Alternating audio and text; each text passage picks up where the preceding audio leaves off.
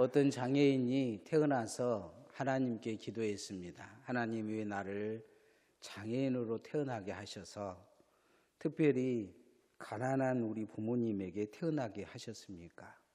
이왕 태어나게 하시려면 부자에게 좀 태어나게 하시지, 그런 기도를 했어요. 그런데 하나님이 어느 날 그 마음속에 그런 감동을 주는 거예요. 네 부모가 세상에서 제일 착한 마음을 가지고 있고 착한 생각을 하고 네 부모가 너에게 있어서 축복이기 때문에 네 부모를 너에게 선물로 준 것이다. 세상에 돈 많은 부모였다면 너는 뱃속에서부터 태어나지 못했을 것이다.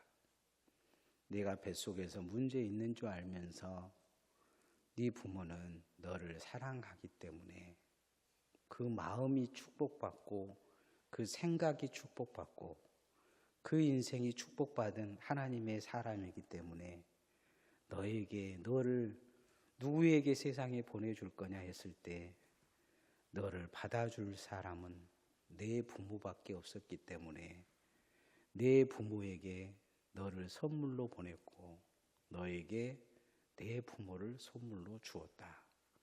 그렇게 마음속에 응답을 주더라는 거예요. 원망과 불평이 늘 있었던 이 부모가 그 응답을 받고 나니까 축복의 그릇으로 보이더라는 것입니다.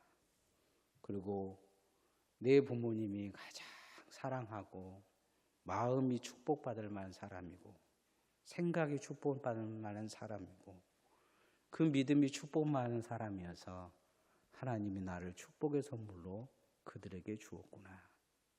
그들을 나를 축복으로 받아들여 줬구나. 이런 생각을 갖게 했답니다. 성경에 보면 축복의 조건을 가지고 태어난 사람들이 많습니다. 우리 어떻게 보면 축복의 조건을 가지고 태어난 것입니다. 내 부모에게 내가 태어난 것은 내 부모 아니면 나를 사람으로 키워줄 사람이 없기 때문에 내 부모에게 준 것이고 내 자녀들도 하나님이 내가 그 자녀가 아니면 사랑할 수 없었기 때문에 그 자녀를 주신 것일 것입니다.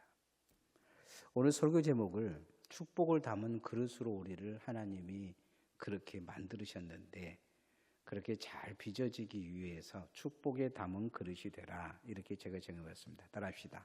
축복을 담은 그릇이 됩시다. 성경에 보면 축복의 조건들을 가지고 태어난 사람들이 많습니다. 그런데 그들은 축복이 축복되지 못하죠. 깨버립니다. 아담이 그렇고 가인도 그렇습니다. 이삭의 아들 에서도 마찬가지죠. 야곱에게 팥죽 한 그릇을 받고 동생에게 장자를 팔아먹으랍니다. 야곱의 아들들의 축복의 내용이 나오는데 가장 먼저 등장하는 것이 첫째 아들 루벤입니다. 축복보다는 저주에 가까운 그 축복을 해줍니다. 둘째 시몬도 셋째 레위도 마찬가지입니다. 축복해 주고 싶은데 축복을 담을 만한 인생이 없다는 거예요. 마음 먹은 것도 축복의 그릇이 아니요, 생각하는 것도 축복의 그릇이 아니요, 그 믿음도 축복의 그릇이 아니다. 하나님의 말씀을 담아주려고 하는데 그 그릇에 저주밖에 담을 수가 없는 거예요. 그 야곱의 마음은 어땠을까요? 이스라엘 왕 초대 왕 사울도 마찬가지죠. 북이스라엘을 만들었던 여로보암도 마찬가지입니다. 하나님이 여로보암에게 경고하시면서 너를 축복하고 싶은데 너의 생각과 마음 먹은 것과 너의 믿음이 저주밖에 담을 수 없다는 이야기를 하십니다. 차라리 복을 받지 않았으면 낫지 않았겠느냐 하신 말씀이죠. 누구에게 하신 말씀입니까? 가룟 유다에게 하신 말씀이에요. 12제자가 됐다는 건 얼마나 큰 축복입니까? 하늘의 24보좌의 한 보좌를 그가 얻을 수 있는 복을 받은 거죠. 그런데 주님은 그에게 그런 이야기 하셨어요. 차라리 나지 않는 것이 더 좋았을 것을. 오늘 성경은 다윗이 하나님께 정말 중요한 축복을 받는 장면이 나옵니다. 이것을 신학적으로 다윗의 언약이라고 이야기합니다. 하나님은 다윗이 정말 죽을 실수를 하실 때 이 언약을 기억하셔요. 또 한 가지는 다윗의 후손들이 하나님 앞에 저주받을 일을 할 때 하나님이 또 이 언약을 기억합니다. 그래, 내가 다윗에게 언약했지. 내가 참아야지. 내가 이들을 고쳐줘야지. 내가 이들을 회복해야지 하는 그 언약이에요. 대단한 축복입니다. 옛날에 중국에 보면 황제들이 죽기 전에 그 공신들에게 패를 하나씩 주더니 지팡이를 하나 주더니 검을 하나 줍니다. 그러면서 뭐라고 이야기를 하냐면 어떤 검은 죽을 수 있는데 딱 3사람을 살리는 기회를 주어요. 자기 생명도 달리고 남도 살리고 뭐 후손인데, 그래서 그 검을 갑오로 물려줍니다. 어느 순간 역적이 돼가지고 다 죽을 위기에 가문인데 그 검을 황제에게 보여주면 황제가 죄를 면해줄 수밖에 없어요. 이 다윗의 언약은 그런 엄청난 힘을 가지고 있습니다. 다윗이 축복의 그릇으로 자신의 후손들을 다 담아버린 것이죠. 이 축복의 그릇에 다윗이 무엇을 가지고 있었기에 하나님은 그걸 축복의 그릇으로 사용하셨을까요? 그건 첫 번째, 다윗이 정말 선한 마음을 가지고 있었기 때문입니다. 선한 마음의 축복을 받은 거예요. 누구보다도 선했어요. 그래서 하나님께서 그 다윗을 축복하신 거죠. 사무엘이 왕 될 사람들을 불렀을 때 형들은 왕 되세요. 나는 들판에 가서 양들을 기를게요 할 정도면서 그런 마음을 가지고 있는 것이 다윗이었어요. 한때 미국에서 하이넬이라는 사람이 10대 재벌에 들어갔다고 합니다. 근데 교회는 다니는데 헌금 10원도 할 줄 모르는 교만한 사람이었다고 해요. 세상에서는 10대 재벌이라는데 교회 와서 10원짜리 한 장을 안 하는 거예요. 그리고 마음이 그렇게 자린고비같이 산 거죠. 어느 날 사업이 쫄딱 망해서 교회 와서 앉아가지고 울면서 기도하는데 머릿속에 통장에 한 우리 돈으로 1,000만 원 남은 돈이 생각나더라는 거예요. 처음에는 이놈 갖고 자녀들한테 줘야 되겠다 생각하고 그러고 있는데 마음속에 무슨 생각이 드냐면 1,000만 원이라도 내가 하나님께 마지막 드리고 감옥 가야 되겠다 생각을 하고 교회에다 헌금을 했다고 합니다. 이 자린고비가 갑자기 헌금을 하니까 목사님이 놀란 거예요. 아니 저런 자린고비가. 그러다가 이제 여러 사람한테 물어보니까 교인들 사업이 망했다는 거예요. 교인들이 나서서 저 망하면 안 되니까 우리 교인이니까 그래도 아는 그 재력가들이 많으니까 채권자들을 찾아가서 사정해서 빚을 6개월만 연장해 달라 그래가지고 6개월간 사업을 재개할 수 있는 기회를 줬다고 합니다. 온 교인이 기도하니까 하이네의 이 사업이 갑자기 바뀐 거죠. 하이네가 기도할 마음이 없었다면 그는 그 자리에서 망했을 것입니다. 그것을 또 하나님께 드리려고 마지막 생각도 안 했다면 그는 망했을 거예요. 하이네는 그것이 하나님에게 자기가 자신 기회를 주는 거고 감사의 사람으로 살려고 마음먹고 감사의 사람으로 살았다고 합니다.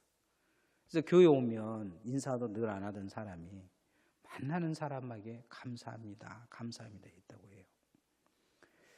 그 작은 마음, 이 자린고비 같은 사람도 기도해보자는 마음, 성전에 가서 하나님에 엎드려보자는 마음, 이제 하나님 앞에 망해도 하나님께 한번 드려보자는 마음, 그 마음이 그를 살린 것이죠. 오늘 성경에 보면 다윗이 이제 이스라엘을 다 점령하고 왕이 된 거예요. 누구도 다윗을 지배할 사람이고 공격할 사람이 없어요. 심지어 가장 적대적인 블레셋도 완전히 복속시켜버립니다. 그리고는 백악목에 그 궁을 지은 거예요. 백악목. 요즘 편백이 좋다고 하잖아요. 편백.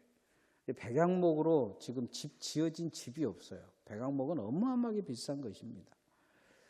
펜백보다도 더 좋은 향이 난다고요. 그럼 혼자 집 좋다, 나는 성공했다 그러고 있는데 갑자기 마음속에 미안한 마음이 든 거예요. 뭐 때문에 미안했느냐? 자기는 백양목구에 가는데 하나님은 텐트 안에 있는 거예요. 말이 성막이지 텐트잖아요. 텐트. 큰 텐트 안에 송소랑 지송소랑 갈라놓고 그 안에 금덩어리 벗개는 있긴 하지만 텐트인 거예요. 그러면서 자기 집부터 지은 이 백양, 나 집 좋다 이런 게 부끄러운 거죠. 그래서 나단 선지자를 불러서 하는 말이 있습니다. 7장 2절 말씀 읽어봅시다. 시작. 왕이 선지자 나단에게 이르되 볼지어다 나는 백양목국에 거하거늘 하나님의 교회는 휘장 가운데 있도다. 하나님의 교회는 텐트 안에 있다. 좋다 좋다. 그냥 좋은 걸로 지체한데 마음속에 부끄럽다로 바뀐 거죠. 감히 하나님 앞에 얼굴을 못 든 거예요. 그래서 나단 선지자에게 하나님 성전 지어주 드리고 싶다. 그러니까 나단도 찬성한 거죠. 그래서 하나님 앞에 이제 그 이야기를 하는데 하나님이 안 받아주시는 거죠. 그런데 하나님이 무슨 이야기를 하냐면 그 마음은 받아주시겠다 얘기합니다. 그 좋은 마음. 왜 이 좋은 마음이라고 이야기하냐? 창세 이후로 하나님 앞에 와서 달라 세워달라 뭐 안 준다 뭐 어떡한다 시끄럽게 하고 불평한 사람들만 있었지 하나님에게 뭘 해드리겠다고 마음과 정성과 힘을 다해 한 사람은 다윗밖에 없었어요. 하나님 앞에 와서 어떻게든지 뜯어먹으려고 하지. 그리고 내 것 하나님이 주시면 내 것 채우고 성 높게 쌓고 좋은 집 만들고 살았지 하나님에게 뭐 해드리려고 하는 마음을 가진 사람은 다윗밖에 없었어요. 하나님이 그 마음 축복해 주신 거예요. 마음만 받겠다. 마음에 축복이 있는 거죠. 네 마음을 축복의 그릇이 되게 해서 네 마음만큼 하나님이 부어주겠다는 거예요. 이게 예수 그리스도를까지 품을 수 있는 어마어마한 큰 축복의 그릇이 다윗에게 있는 거예요. 우리도 좋은 마음 가지는 훈련을 해야 합니다. 따라합시다. 좋은 마음의 축복의 그릇을 가집시다. 좋은 마음, 선한 마음을 가져야 돼요. 선한 마음. 사람을 가까이 하다 보면 마음 그릇이 보여요. 마음 그릇이. 무엇을 여기다 담으려고 하는지. 좋은 마음 가진 사람들 보면 막 마음이 가요. 마음이 가. 우리 목사님들, 젊은 목사님들 중에도 좋은 마음 가진 사람들이 있어요. 막 그러면 생각이 나요. 밥을 먹어도 그 사람들하고 먹고 싶어요. 그런데 나쁜 마음을 먹는 그 느낌이 들면 꼭 저주받은 것 같아요. 가까이 가면 잡초되는 느낌이 들어요. 잡초된 느낌. 사울왕이 그랬죠. 우리도 다윗처럼 좋은 마음 가지면 그 마음을 하나님의 축복의 그릇으로 바꾸어 줄 믿습니다. 그래서 늘 선한 마음을 나쁜 마음을 깨트리려고 해야 돼요. 좋은 마음을 가지려고 애를 써야 될 줄 믿습니다. 좋은 마음은 어디서 나오냐? 선한 생각을 가질 때 나와요. 한때 세계적인 백만장자로 복받았다고 사람들 앞에 돈 자랑하고 다닌 사람이 있었어요. 이 사람이 1등이었어요. 1등. 지금 전 세계에서도 지금 1등한 로켓 쏘고 있는 사람이 있잖아요. 그 사람 보면서 그런 생각이에요. 돈 자랑하고 있다. 무슨 못된 짓은 다 하는 것 같아.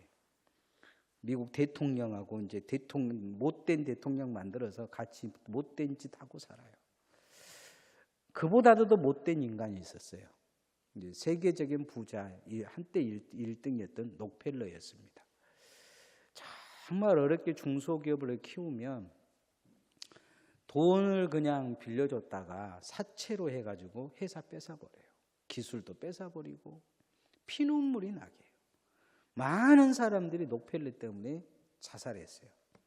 그런데 얼마나 무식한 믿음의 사람이냐면 하나님이 복 받아줬다고 한 200명에서 300명 회계사를 고용을 해가지고 11조를 계산해서 교회에다가 11조 바쳤어요.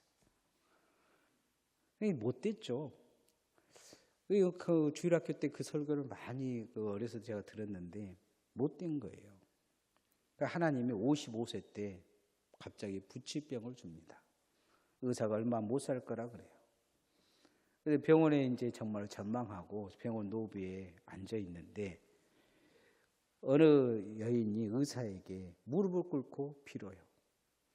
딸을 고칠 수 있는데 돈이 없는 거예요. 그 의사는 돈 가져오라고. 여인은 나중에 갚을 때니까 살려달라고 빕니다. 자기 생각에는 그냥 먼지까지도 안 된 그 돈을 갖고 살려달라고 한 거 보니까 노펠러가 그 순간 그런 생각을 합니다. 내가 저 아이라도 좀 살려줘야 되겠다 하고는 의사를 불러서 내가 돈 지불하겠다고 얘기를 해요. 그 이야기를 하고 나서 고개를 드니까 그 병원 노비에 큰 글자로 쓰여진 글이 보입니다. 주는 사람이 받는 사람보다 더 행복하다. 갑자기 노펠러가 후회하는 거예요. 내가 인생을 잘못 산 것 같다. 헛된 거 생각하고 남 괴롭히고 살았다. 후회한 거죠. 그걸 그 자리에서 회개합니다.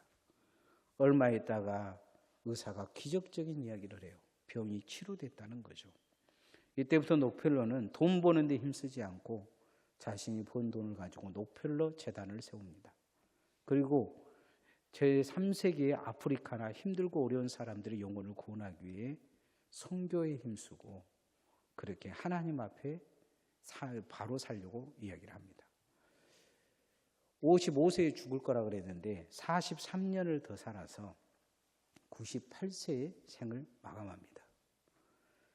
자신의 55년은 실패한 인생이었고 마지막 후반기의 43년은 성공한 인생이었다. 55년의 인생은 절망과 고통의 세월이었고 남은 43년의 생활은 행복한 삶을 살았다. 이게 노펠러의 고백입니다. 대부분의 인생은 교회를 다닌다면서 전반기 노펠러처럼 사는 사람들이 많습니다. 선한 생각이 우리에게 하나님의 축복의 그릇이 될 거라는 생각을 못하고 사는 거죠. 오늘 성경에 하나님은 자신이 출애굽할 때 이스라엘 백성들을 그렇게 많이 데리고 왔는데 성막 지으라고 했을 때 누구 하나 성전 짓겠다는 생각을 가진 사람이 없다는 거예요. 신명기에 성전 지을 가능성을 이야기하시는데 내가 힘들까 봐 하나님 앞에 내가 내놔할까 봐 누구도 성전 지을 생각을 안 하는데 한 사람이 했다는 거예요. 7장 7절 말씀 읽어보시다. 시작. 무릇 이스라엘 자손으로 더불어 행하는 곳에서 내가 내 백성 이스라엘을 먹이라고 명한 이스라엘의 어느 지파에게 자여 나를 위하여 백양목의 집을 건축하지 아니하였냐고 말하였냐. 내가 이 사무엘하 7장 7절의 말씀에 보면 누구에게 내가 그렇게 하라고 이야기했느냐 이렇게 말한 거예요. 하나님의 성전 짓겠다는 생각을 아무도 안 하는 거죠. 오늘 이제 어떤 곳에서 어떤 교회가 지붕이 날아갔어요. 지붕이 바람이 불어가지고 한 달 전에. 근데 그 친구 목사가 전화를 한 거예요. 비가 오는데 그 강대상에 비가 내려온다고. 아니 장로님들은 뭐 하냐? 내가 그래요. 장로님들은 뭐 하냐? 그게 미자립 교회도 아니에요. 근데 또 이제 공문이 왔어요. 뭐라고 공문이 왔냐? 너에서 좀 도와주면 안 겠느냐? 그래서 되게 답답하다 그랬어요. 그렇게 어려운 교회도 아니고 세상에서는 돌아다니면서 돈 있네 어쩌네 떵떵거리는 사람들이 그 교회에 몇 명 있는 걸 내가 아는데 그렇다고 그걸 노예에다가 여러 교회에다가 도와달라고 하냐? 자기들이 한번 뭔가 해보고 안 되면 모를까. 사람들이 그런 것 같아요. 근데 다윗은 생각이 달라요. 생각이 다르다 이야기하는 거예요. 모든 사람들이 아무도 생각하지 않는 생각을 누가 지금 하느냐? 다윗이 한다는 거예요. 하나님이 그런 이야기예요. 다윗에게. 너는 사람 많이 죽여서 성전 못 진다. 되게 서운한 말씀하시죠. 네가 지은 성전은 내가 못 받아주겠다. 그러나 네 아들 솔로몬이 지켜야겠다 하시면서 하나님이 하신 말씀이 있어요. 네가 내 성전 내 집 지어주려고 했는데 내가 너의 집 지어주겠다 이야기를 하는 거죠. 그럼 다윗의 그 마음은 어디서 왔느냐? 선한 생각에서 온 거예요. 어떻게든 하나님 앞에 선하게 생각하려고 하는 거죠. 우리도 축복받을 생각에 훈련을 해야 될 줄 믿습니다. 늘 나쁜 마음 들면 그런 생각을 이러면 나 하나님 앞에 저주받아 이런 생각해야 돼요. 내가 하나님 앞에 바른 생각해야 내가 복을 받고 내 후손도 복을 받고 나와 함께하는 자들이 복을 받을 것이다. 이 생각을 한 거죠. 하나님은 다윗의 그 마음의 생각, 이 마음이 나오는 그 생각, 시발점이 그 생각을 하나님은 축복의 그릇으로 만들어 주신 거예요. 내가 너의 집을 지어주겠다 얘기하신 거죠. 이 생각은 어디에서 왔느냐? 가장 기본적인 것입니다. 착한 믿음이 축복을 받습니다. 따라합시다. 착한 믿음의 축복을 받읍시다. 믿음이라고 다 착하냐? 요즘 믿음 가진다는 사람들 얼마나 악합니까? 믿음이 선하지 않으면, 믿음이 착하지 않으면 안 돼요. 성경에 보면 믿음 가졌다고 문제의식이 된 사람들이 많잖아요. 발람이라는 선지자 같은 경우에도 이 사람은 정말로 그런 이야기를 합니다. 하나님의 뜻을 아는 자, 하늘의 계시를 아는 자, 하나님의 뭘 아는 자, 막 이렇게 떠들어요. 실제적으로 그 시대에 하나님의 뜻을 알고 하나님의 계시를 선포하는 것은 발람이었어요. 그런데 유다서에 보면 이 발람에 대해서 이야기하면 뭐라고 이야기합니까? 저주받은 선지자라 그렇게 얘기를 합니다. 저주받은 믿음이라고 얘기를 하는 거죠. 믿음이라고 다 믿음인 것이 아니죠. 사울왕은 정말 축복받는 조건에서 선한 믿음으로 시작합니다. 그러나 끝은 악한 믿음으로 끝을 맺습니다. 우리도 하나님 앞에 우리의 믿음이 선하게 사용되어야 합니다. 다윗은 믿음을 선하게 사용하려고 애를 썼어요. 주변에 있는 사람들은 그렇지 않았어요. 뭔 일이 있으면 욕심대로 하자는 거예요. 심지어 사울왕도 죽이자는 거예요. 2번이나 죽이자는 거예요. 다윗은 그 순간 자기도 죽이고 싶었을 거예요. 인간이라. 그렇게 괴롭힌데 안 죽이고 싶겠어요? 나라도 죽이고 싶겠어요? 그런데 거기에서 다윗은 그 악함을 끊어버립니다. 그리고 자기 자신에게 이야기했을 거 아니에요. 너는 하나님이 주신 믿음을 선하게 사용하라. 그리고는 선하게 사용하려고 합니다. 그 믿음의 그릇이 선하다 보니까 하나님이 축복하실 수 있는 거죠. 너의 믿음이 존귀하다는 거예요. 귀하다고요. 여러분 다이아몬드가 왜 귀합니까? 희귀하니까 귀한 거예요. 다윗의 믿음 자체가 희귀해요. 이런 믿음이 없어요. 사무엘하 7장 9절 말씀 읽어봅시다. 시작. 내가 가는 모든 곳에서 내가 너와 함께 있어 내 모든 원수를 내 앞에서 멸하였은즉 땅에서 위대한 자들의 이름같이 내 이름을 위대하게 만들어 주리라. 내 믿음을 위대하게 만들어, 네 믿음이 전에 있는 것이면 존귀케 만들어 주리라 이렇게 말씀해요. 존귀하다는 거예요. 귀하다는 거예요. 어떤 교회에 축복을 받으신 분이 있었어요. 이분에게 누군가 물어봤어요. 다른 교회. 왜 집사님은 기도만 하면 다 잘 돼요? 그러니까 이 집사님이 그 이야기를 하는 거예요. 나도 잘 모르겠어요. 그런데 하나님이 나에게 있어서 복 주실 만한 걸 생각해 보면 교회에서 이렇게 시장을 지나가는데 할머니들이 못 팔고 집에 못 들어가고 있으면 그건 내가 호주머니에 돈이 있으면 다 사드리고 갔는데 하나님이 내가 잘한 거 받은 그거밖에 없는 것 같아요. 그러더라는 거예요. 뭐 때문에 복 받은지 자기가 모른다는 거예요. 자기가 봐도 신기하다는 거예요. 그런데 하나님이 그렇다는 거죠. 세상에 믿음 있는 사람들이라고 아주 자린고비처럼 그냥 돈 10,000원 아끼려고 남 마음 뒤에 휘집어 놓고 그리고 교회 와서는 헌금한다고 헌금하고 하나님 앞에 그러면 그게 믿음처럼 되겠어요. 교회에게 무슨 큰 1억, 2억, 100억을 헌금했다 할지라도 그 작은 자들의 아픔을 그 고통을 기억을 못한다면 그런 고통을 주고 산다면 그건 정말로 큰 실수를 하는 거죠. 록펠러가 55년의 인생을 그렇게 살았어요. 교회에 와서는 그냥 몇천억을 헌금하고 그렇게 교회에서 헌금 제일 잘한 사람이라고 강대상 맨 앞에 앉아서 목사가 설교하면 아멘 아멘 하고 큰 소리로 떠들었지만 하나님은 귀에도 안 들어온 거죠. 정말 중요한 것은 믿음이 존귀해야 돼요. 귀해야 됩니다. 교회에서만 귀한 게 아니고 세상 가운데 귀한 믿음 우리가 가져야 될 줄 믿습니다. 하나님은 그래서 다윗같이 존귀한 사람, 믿음을 가진 사람이 없다 이야기하면서 내가 너를 존귀하게 세워주겠다 그렇게 이야기하시는 거죠. 우리의 믿음이 그렇게 귀한 믿음 되어지기를 소원합니다. 주님은 우리가 손과 발에 주님의 역할을 하라고 하고 계셔요.